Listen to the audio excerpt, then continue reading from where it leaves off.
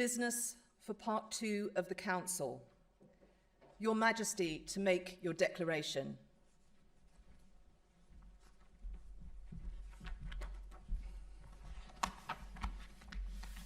My lords, ladies and gentlemen, it is my most sorrowful duty to announce to you the death of my beloved mother, the Queen.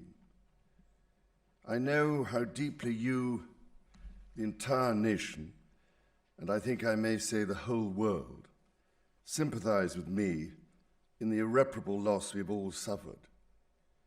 It is the greatest consolation to me to know of the sympathy expressed by so many to my sister and brothers, and that such overwhelming affection and support should be extended to our whole family in our loss.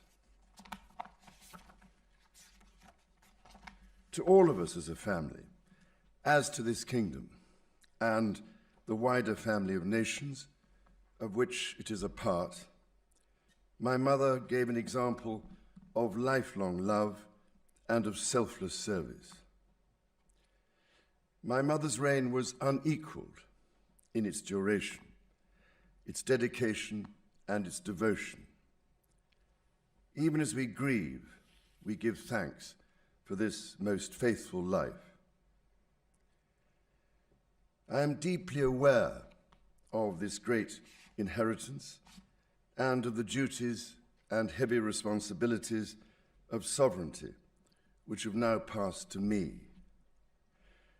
In taking up these responsibilities, I shall strive to follow the inspiring example I have been set in upholding constitutional government and to seek the peace, harmony, and prosperity of the peoples of these islands and of the Commonwealth realms and territories throughout the world.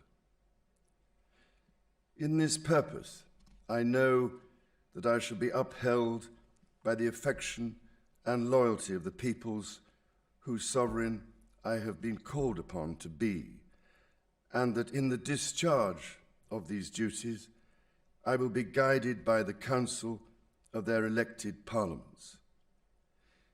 In all this, I am profoundly encouraged by the constant support of my beloved wife. I take this opportunity to confirm my willingness and intention to continue the tradition of surrendering the hereditary revenues, including the Crown Estate, to my government for the benefit of all, in return for the sovereign grant, which supports my official duties as head of state and head of nation. And in carrying out the heavy task that has been laid upon me, and to which I now dedicate what remains to me of my life, I pray for the guidance and help of Almighty God. I have with humble duty to crave your Majesty's permission for the publication of your gracious speech. Approved. Concerning the security of the Church of Scotland. I understand that the law requires that I should, at my accession to the Crown, take and subscribe the oath relating to the security of the Church of Scotland. I am ready to do so at this first opportunity.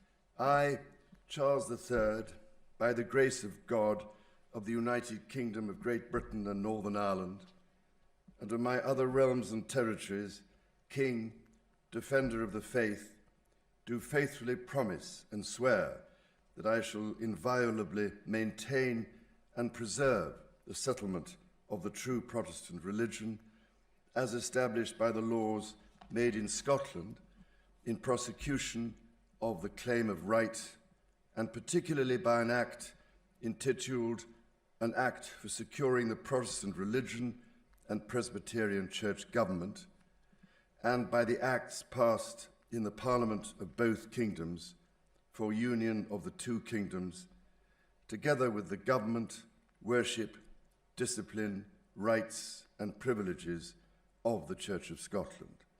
So help me God.